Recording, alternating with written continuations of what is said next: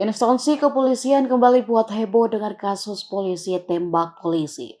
Bribda Ignatius Dwi Frisco Sirage tewas usai ditembak seniornya di rumah susun Polri, Bogor Minggu 23 Juli 2023.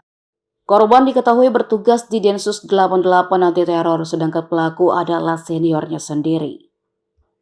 Berdasarkan informasi yang beredar, kejadian tersebut terjadi saat Bribda Ignatius selesai melaksanakan tugas. Bribda Ignatius lantas dipanggil senior, kemudian diduga terjadi pertengkaran berujung adanya penembakan. Dalam video yang beredar disebut ada luka bekas tembakan di belakang telinga korban. Sementara itu, keterangan dari Karopenmas Divisi Humas Polri, Brigjen Ahmad Ramadan, membenarkan peristiwa itu terjadi pada Minggu dini hari pukul 1:40 bertepat di Rusun Polri Cikeas, Gunung Putri, Bogor. Ramadan menyebut kasus ini tengah diselidiki oleh Divisi Propam Polri.